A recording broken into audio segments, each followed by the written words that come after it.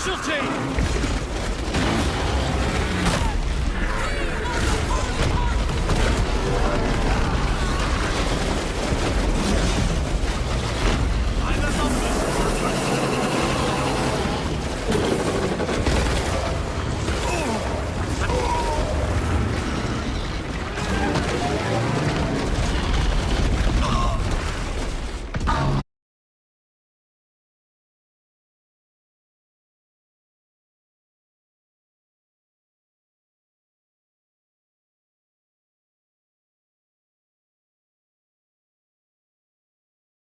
That never really got answered, never got investigated. And they did deal with some suspicious quotes, as you said, around, knowing those vote counting computers in Pennsylvania. There were other problems like over 200 bomb threats that were called in or I think emailed in across the U.S. on election night that was attributed to Russian email domains. So that's really what made me sit down and be like, the outcome of this election is interesting. There's some problems. How can we start looking at elections as we go forward? Is there a way to analyze elections as we go forward and flag if someone's got their thumb on the scale? And that is what the ETA was really founded to do. As you said, I've got other executive directors who helped get us to this point, Jive and Lily with diverse backgrounds. And at this point, the ETA, I believe we have over 50 active members. We're very asynchronous, and a lot of them have backgrounds in we have professors, we have other cybersecurity experts, we have data analysts. We got a very wide skill set, and it has been interesting. It's been 2 years of my life. And I would say I'd never trade it for anything else, because the things we are finding that I'm about to tell you about are terrifying. And I think all Americans should be aware of these vulnerabilities and these issues. And we need to be able to start pushing, as you said, for investigations, for audits, and for fixing these problems as we go into the next major election. I want to, everyone, before you give us these terrifying truth bombs, which I want to hear, but at the same time, I'm just probably going to shake my head and don't want to hear also at the same time. I want to remind people that Nathan is a cybersecurity professional and a former U.S. Army IT specialist. And as a result of publicly trying to have more transparency and audits, this has cost you your career, right? Your former career? So I was, during the 24 election, working for a company that monitored banks. I was doing like network security. I helped configure and deploy their firewalls and monitor and work on a SOC. And I was also network administration. And yes, because I went public with these findings, I actually went to Washington, D.C. I went on a live stream with Jessica Denson at the time, who just stepped away from her. You guys been on the show twice, yeah. Okay, yeah. So she platformed me, and I think that video got over 100,000 views, and it was the night before the certification of the 24 election. And I had to publicly disclose my identity, my name, my face, and my background. And then I had a fun conversation with my boss the next day, because, I was like, hey, here's what's going on. Here's what happened. And they said, the reputational risk in that line of work, they have government contracts or they work for banks that work with the government. So, I had to give that up. And I knew that going in, but, I felt like really what made me push on this and has kept me in the fight for this long and, made me start working with these other members of the ETA who cared just as much as I do, is because I kind of had that thought of, well, if there's a problem here in our elections, this is bigger than me. And I've took an oath to, protect not only the American people, but also, our democracy and our Constitution. And if our elections aren't free and fair, that's a big deal. So that was the trade-off. And we didn't know at the time if we were going to be successful as an organization. We didn't know if we were just going to be screaming into the void, but we kept going. And at this point, we've analyzed and published 4 of the 7 swing states for the 24 election. We've started talking about other places as well, like Florida, where we are finding problems and we're building litigation there. We have an active lawsuit in Pennsylvania, which was one of those key swing states. And we've started now publishing findings for some of these recent special elections and primaries that are using the same voting infrastructure as used in the 24 election, by the way. And Nathan, again, is one of the co-founder of Election Truth Alliance, and you, through ETA, Election Truth Alliance, have conducted forensic analysis across 26 states using peer-reviewed methodologies about the 2024 election. Now, Nathan, what did you all find? To sum it up, we're using, as you said, methodologies that have been used by experts to look at Russian elections or other countries. I know there was the Georgian Dream Party a couple years ago. And so we just said, hey, if we can take their expert analysis, they have papers out, they have heat maps and other ways of visualizing these analyses. Let's just apply it to the US. Let's just do it here. And that's what we did. We brought in people who could help us design and develop code. We have our own dashboard up now, our own website, where you can actually see the data and you can see it visualized. And then we just asked the question, if vote manipulation is occurring, what would it look like? And what are these experts say it looks like in their reports and their papers? And a little bit of background here, I'll explain. In Russian elections, they believe that vote manipulation could be occurring for the pro-Putin party or pro-Putin elections. And they think that one of the symptoms is inflated turnout, where they're stuffing votes. They're adding in votes for Putin, and it causes him to get more votes at certain levels, and he wins. Well, to summarize, we analyzed at this point, as I said, we've analyzed over half of the states in the U.S., and we've got their data of different levels, but we've published 4 of the 7 swing states, and we have flagged that the voting behavior in 4 of the 7 swing states across all of these counties mirrors known examples of vote manipulation, like seen in Russian elections. We are seeing abnormal voting behavior that almost looks algorithmic. It looks like a formula. It looks like someone, if you could compromise the voting infrastructure, you're changing votes based on a predetermined outcome. And that is the type of behavior we're flagging. And it's happening all over the swing states in places where it doesn't make sense. We've observed the effect in Las Vegas, Clark County, Nevada, one of the most liberal, left-leaning counties. And yet we're finding in the middle of the city abnormal voting behavior that benefits the Republican candidates for president, and even some down ballot races. So that is what we're flagging, and we can visualize it for you. I do have visuals and stuff, but I think you could share the screen. You see at the bottom? Absolutely. Yep. I always have heat maps and everything. Give it to us, data nerds. We love it. Absolutely. Okay, and I even went above and beyond here for you. So I think you might even be able to see my laser pointer. Yes. Okay. So I'll give you like 2 slides, and then we'll talk about the systems, because I think that's the other half of the battle. So if you can see this, this is a visual representation of some of those methods. This is actually I believe, Peter Klimek's heat map method that we took. He's done this for Russia, and that's actually on the right here, where he says, here's what Russia looks like. Up and to the right, Comet Trail could be vote stuffing. It should be more circular. And we pretty much said, okay, well, let's look at places in Pennsylvania. So wait, all the way to the right, that like what looks like a circular nucleus, that's normal. This should be more free and fair. Okay. No, this is modeled free and fair. This is just a fit between the two, and this is actually the voting data in Russia for 2011. That looks like a streaking comet, and it looks like a comet. And for simple people like me and watching, what does that streaking comet mean? So what we're actually measuring is we're measuring polling locations or precincts and how much of the vote the candidate is getting across them. And you're seeing that this is the pro-Putin party here. So he's getting a majority of his votes are lower, less than 50% across all these places.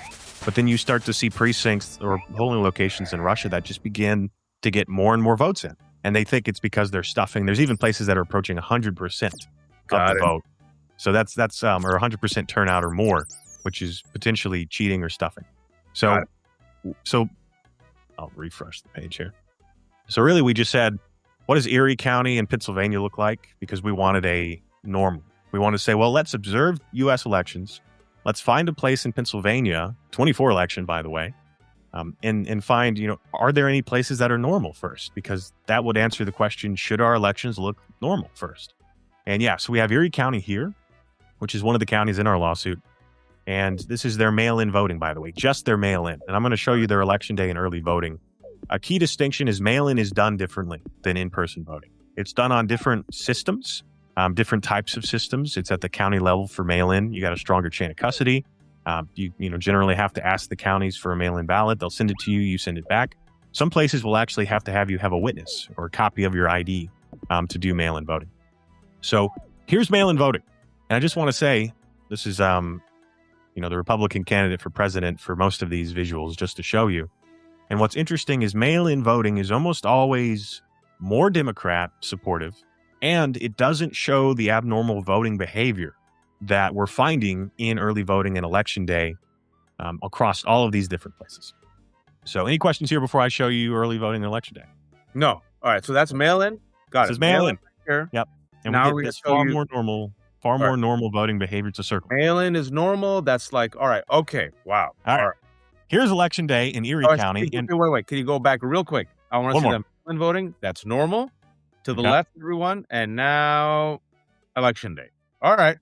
I see a I'll comment. let you talk about it. What is your first thought here? How does this compare to the right, to Russia or these other places? All right. So to me, as a simple person, the fair model on the right, the third column, is more congruent with the first image you showed me of the circular blob, and now this looks like the streaking comet, which is reflective of potential vote stuffing. Yes, and you can see kind of this distortion up and to the right on both of them. So to summarize, and we're seeing this effect, by the way, in multiple counties in Pennsylvania and in other states as well that use the same effect. And this is the same thing. We're just putting it in graphs and bars. And it shows the same effect. And to summarize, higher turnout in all of these swing states is benefiting the Republican candidates independent of demographics. More votes cast, higher turnout in these precincts, Trump begins to win more and more. And it almost seems to scale with turnout. And that's the effect we're observing. So that's that. And the concern is, as you said, if this is vote manipulation, if this is caused by a compromise of the voting infrastructure, it does mirror what we have seen in Russian elections. But it's what we flagged is it doesn't appear to be just a concern of stuffing votes, which is what is common in like Russian elections. It almost mirrors effects of what could be caused by switching votes and doing it based on the amount of votes, which would scale with turnout, which would create the same effect. It would allow you to take votes from one candidate and cast them for the other candidate and inflate their values that way. And we've observed this in some of the biggest counties in Pennsylvania as well. So like Philadelphia County. And then we are actively about to publish similar reports for Arizona, where we're seeing the same effects for 24. We are looking at Texas and Florida as well, and we'll be publishing those findings. And here's the big picture. All of these places that we're flagging are using the major two voting systems across all of these places across the U.S. And we've investigated now those systems, how they work, what they're connected to or not connected to, and some of the software problems in those systems, which I think, as you mentioned, someone talking about knowing those vote counting computers and maybe satellites. I think that's the other half of the conversation.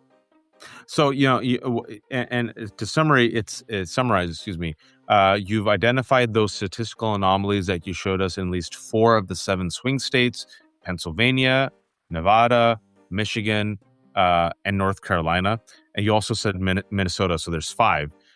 Like you said, those anomalies are consistent with what you saw with vote stuffing in Russia.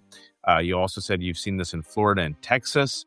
And it affects those 2 major voting systems, which is Dominion's one of them. What's the other one?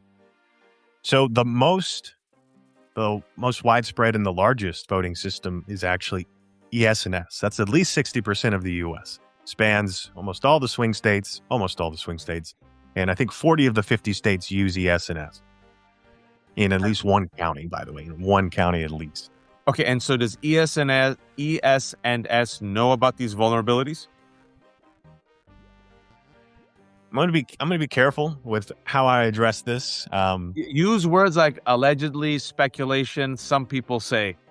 So I got it here. I'll throw up another visual for you, and then absolutely let's talk about it, because this is where my experience and background really shines. Is So just before I jump into this, so as you said, right, spent time as a 25 Bravo computer tech specialist, which deals with networking, but I also cross-trained as a 25 uniform, which is radio, signal communications. So I was both involved in, planning and utilizing military equipment for networks and for signal communications, which is radio and satellite, which is important as we get closer to the next conversations here. Okay, here's a visual for you.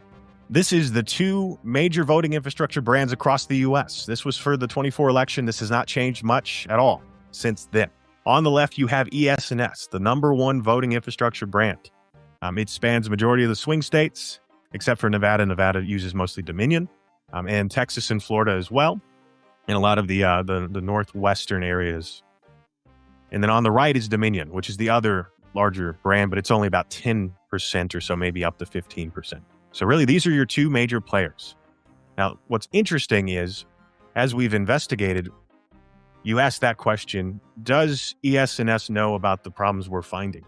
Yeah. The reason we know about these problems is because they were made aware during records requests by emails with election officials across Texas and other places. And ES&S pretty much, I don't know. I don't know if ES&S knows or not. What we do know is that these systems were used in the 24 election. The software that we have flagged as being vulnerable to compromise was used in the 24 election in key places like Pennsylvania. And we're finding that the certification of these systems was done independent of them having vulnerabilities that could be exploited. And we can, cover that. So here's the big picture problems we've found in ES&S. Dominion also has issues. A lot more issues that have gone back for a little bit, but ES&S has really been our focus because of how widespread it is. So main problem is actually less of the software and more of the hardware. Are you familiar with the saying that our election infrastructure is not connected to the internet? I'm not. Explain it to me. So we are told by election officials like secretaries of state, we're also told by county officials that our voting infrastructure is not connected to the internet. It's air gapped. And so this is a thing in Pennsylvania and other places as well. Well, investigations have found that although we're told our infrastructure isn't connected to the internet, that doesn't seem to hold up to investigation. So just in 2019 and even more recently as well, voting infrastructure across 11 different states has been found to be online and accessible to the internet in 35 different back-end election management systems, I think. So 35 different counties. And those are the systems we use or we send our voting data to from the precinct level, by the way. We add it all up, we send it to the county. So that was accessible online. And on top of that, we're told that our voting infrastructure, is air-gapped and it wouldn't be accessible remotely or it's not plugged in or whatever. But we're finding that for ES&S and for some of these other major brands, their most common model that is used at the precinct to scan ballots, whether it's paper ballots, hand-marked or machine-marked, or even just some voting touchscreens, we're finding that those models come with cellular modems in them. Oh, interesting.